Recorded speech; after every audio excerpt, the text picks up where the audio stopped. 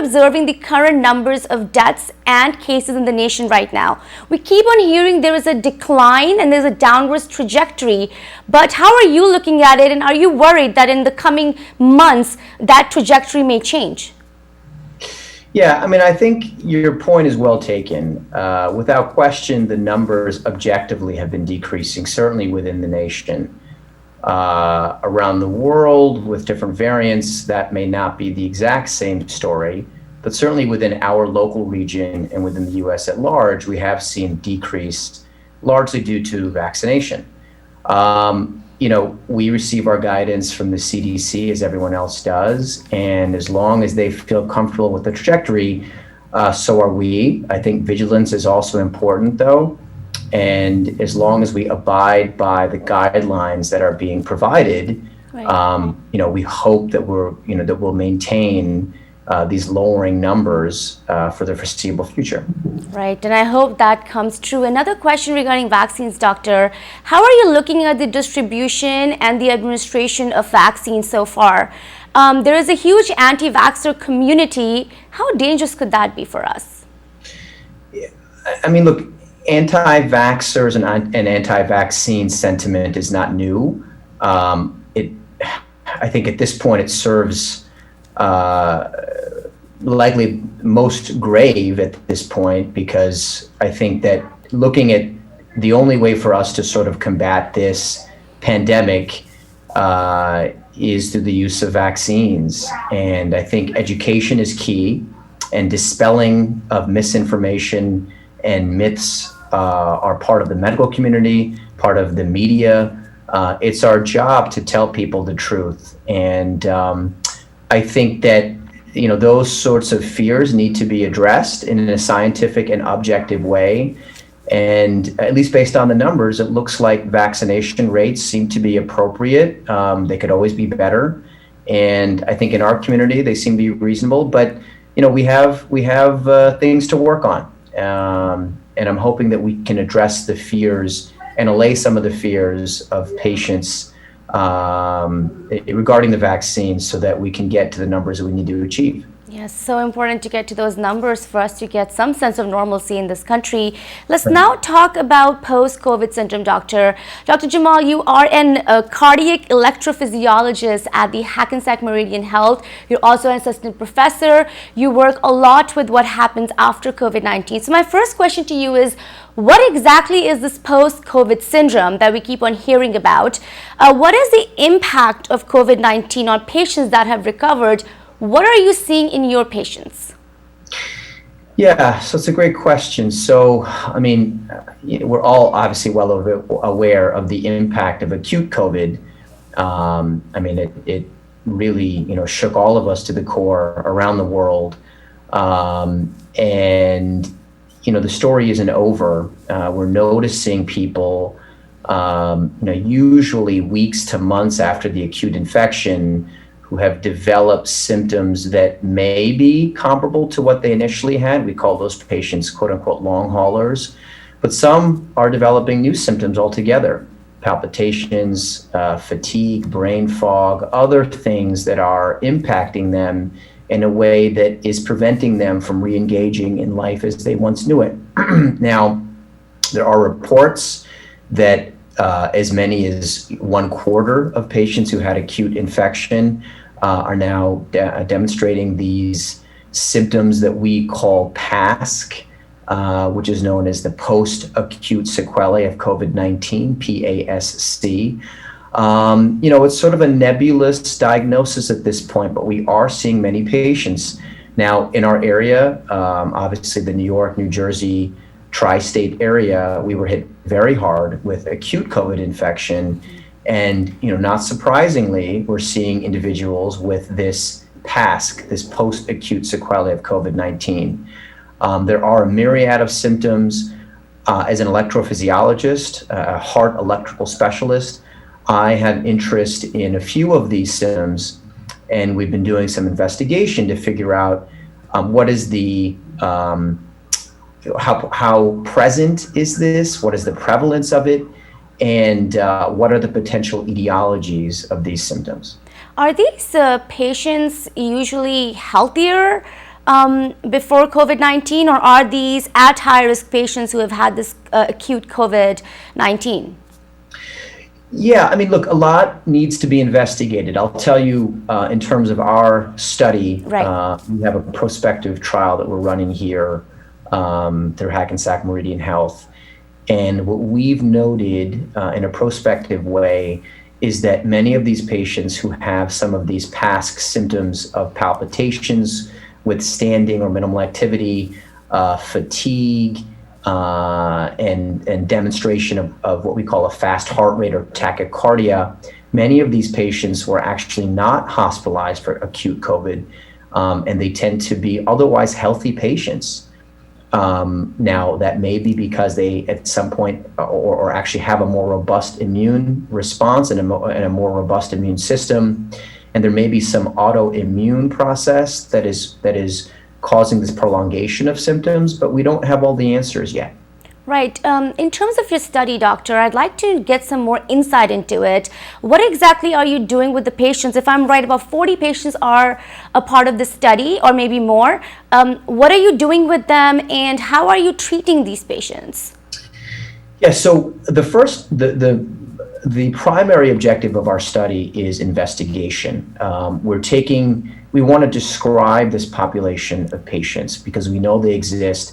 A few months ago, there were initial case reports, meaning reports of one patient here, one patient there, with these symptoms of their heart racing, what we call palpitations, the heart beating very quickly, or tachycardia, and some of this fatigue that patients sometimes experience with this past sequelae, these post-COVID symptoms. So initial case reports suggested that there was a dysfunction of the system that controls the blood pressure and heart rate. Now that piqued my interest, and we wrote up a protocol here at Hackensack Meridian Health as a means to first identify these patients and then describe these patients and then perform a battery of non-invasive tests looking at a few different possibilities. One is a dysfunction of the system that controls the blood pressure and heart rate, and two is something that we call the vascular system, or sort of the blood tube system, and seeing if there is a dysfunction in either one of these or both of these systems. And what we're finding is that there appears to be an alteration in the normal function of both of these symptoms. As an electrician, as a heart electrical doctor, I am interested in the former aspect of this. I'm interested more in the system that controls the blood pressure and heart rate itself. We call this dysautonomia. And what we're realizing is that a number of these patients who have these symptoms that are very debilitating have a change in their, what we call the autonomic tone, and a difference in the way their body normally handles blood pressure and heart rate. And that's what may lead them to have some of these symptoms. Right. And when we are talking about symptoms, let's focus on cardiac issues, doctor, because one, you have a specialty in it. Two, COVID has been linked to cardiac issues from the beginning. My question is, why is the heart so affected by COVID-19? And these symptoms, heart palpitations, dizziness, fatigue, high blood pressure, what serious damage can it do to the body? What can it lead to if not treated? It's a great question. So we know that in general, COVID-19 in the acute setting can lead to some myocardial or some heart issues, some of which can be direct heart damage, what we call myocarditis, some of which can be electrical disturbances with different rhythm disturbances. We call them arrhythmias, with fast heart rates and slow heart rates. We've seen a variety of things in the acute setting. Now, again, my area of interest and research is in the post-COVID patients. And even in the post-COVID patients, again, we are seeing elements of heart rate dysfunction. For example, in terms of symptoms, there are a number of patients who we see as part of our study and otherwise who, when they stand up or do minimal activity, the heart rate just begins to shoot up and becomes very, very rapid. Now, most of us with normal physiology, when we stand up, our heart rate may increase ever so slightly, but the body has a way of controlling that so that it doesn't become very, very fast. What we're realizing in some of these post-COVID patients is that there may be, as I mentioned to you, an imbalance of the tone that regulates these issues.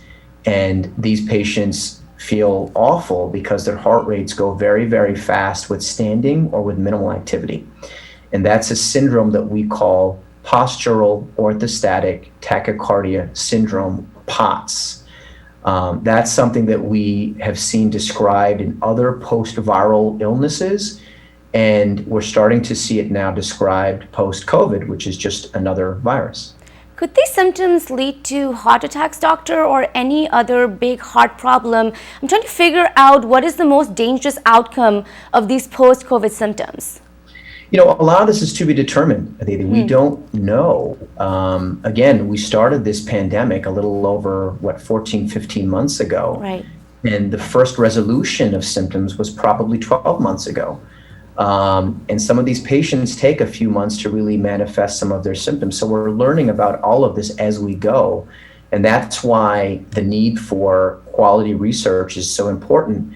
And we're trying to do our part at Hackensack Meridian Health by contributing to some of this research, by identifying these patients and finding out what we can do for them. Now, we know, as I mentioned before, in the acute setting of COVID, yes, there is an implication in terms of heart damage, whether it's mild or more, because of some heart muscle markers that we know are elevated called troponin. As I mentioned, some of the other things in the acute setting. After people recover from COVID, the question is, how well will they do from a heart perspective? This is yet to be determined, but we hope that our research will help answer some of these questions. Right. Is there a big percentage of post-COVID patients who are long haulers? How many do you see amongst the communities in general? And also, what about therapies in this treatment? Yes, so the data is, as I said, it's emerging. There is some variability in the data. As I said, some major reports that have come out recently have suggested anywhere between 20 and 25% of those with COVID. And again, These are not patients who are hospitalized or, on life support. These are any patients who've had COVID. So that percent will go on to develop some of these post-COVID symptoms. And there are a variety of symptoms. Again, my focus is on those who have some of these suggestions of a heart rate increase that may be due to an underlying heart rate and blood pressure tone issue. In terms of long-term damage, again, this is to be determined. What we are noting in our study, and we hope that this will be corroborated maybe on a larger scale, is that many of these patients over time, because this is also a longitudinal study, we're asking them questions every 3 months, every 6 months, and we're just getting on our first 6-month mark for some of our early patients. Many of these patients are starting to feel better. And we think this has something to do with the immune system, which initially was impacted by COVID and post-COVID, now starting to normalize a bit. And we're surmising that. Now, we haven't proven that yet, but we do have some tests we're running to try and make that corroboration a little bit more concrete. To answer your question in terms of therapy, as I mentioned before, this process that we've thought about called POTS is not new. We've seen it and we've heard of it before. It's been seen in other post-viral illnesses. The treatment strategy for these patients who have symptoms of lightheadedness, fatigue, dizziness, palpitations, brain fog, there are a few medicines that have been entertained in POTS in general, but none of which have been tested in the post-COVID patients. We're thinking about doing that. We haven't done that yet. Anecdotally, our institution has done that, as have a few other institutions. And there are 1 or 2 medicines that may be helpful, but instead of I think the best course of action, if anyone feels any of these symptoms, is to seek medical attention and be assessed in the proper way. And if there's a medicine or some therapy that may be helpful, that patient can certainly be evaluated for that. Yes, it's so important to seek medical help to everyone that's watching here if you do experience some of the symptoms we were discussing. Doctor, what's your biggest worry in this study? Well, my biggest fear, and I think I am happy to hear that it may not be the case, but my biggest fear initially was that patients wouldn't get better. That there was something, I wouldn't necessarily say permanent, but long-term, that may be impacting some of these patients. There are some who are continually feeling some of these symptoms, but many of the individuals that we've studied so far are starting to feel better. So that makes me hopeful. I am also hopeful that those who are continuing to feel poorly will also start to feel better. Now, again, there is so much investigation that's yet to be done, some by us, hopefully by many other individuals, about what we can do and where we can intervene specifically to try and help with the mechanism of why this is happening, not just symptom management, but the mechanism of why this is happening. Yeah. And that's where good science is needed. Yeah, COVID-19 has been one of the biggest mysteries of all time. People still don't know what it exactly is doing. Dr. While I still have you here, I have a couple of questions on South Asians because let's face it, heart diseases are the biggest killer of South Asians across the world. It is something that runs in our community. We have been at high risk since the pandemic started. How are you looking at the community right now and what's happening with it with COVID-19 and the cardiac issues? How at high risk do you think we are still? Yeah, it's a great question. I mean, around the world, as I mentioned earlier, fortunately, the United States is doing very well compared to where we were before. And we want to, hopefully keep that trend going with more vaccinations and early detection and all of those things that, have sort of gotten us to the point where we are now. But, this is obviously no surprise when we see what's happening in India, how devastating things are there, and even in other parts of the world. Now, is there a specific link between ethnicity and COVID infection? I don't have that data. I don't know that information. I'm sure that for the next several years to decades, we'll be dissecting this pandemic and all elements and all facets of it. Just in general, in terms of South Asian and those of South Asian descent and heart disease, as you astutely mentioned, yes, this is a top priority in terms of heart and heart care, and that's separate from COVID as well. And so, what I strongly encourage people to do is to recognize their risk, and ethnicity and genetics play a role, and we know that and that's found in data and science. And what I suggest is that for all individuals of a particular descent, or really anyone, but certainly of South Asian descent, to be mindful of symptoms and really to seek medical attention in a regular fashion. I know so many of us, because of the pandemic, and even before the pandemic, maybe avoided physicians and maybe avoided going for healthcare checkups because of this or because of that, or our lives are busy. But, understand that all of us have a risk, some more than others. We should recognize and appreciate that risk and do our best and do our part in maintaining, or establishing some care with the healthcare establishment, whether it's a, primary care physician or even a cardiologist. Some of you may even need to see heart electricians at some point, but establish care. I think that's the most important thing you can do. And, like you said, it has a lot to do with our genetics. It has a lot to do with how we are raised, what we eat. What is the best advice you can give people in order to maintain good heart health, knowing that we are such at high risk for this?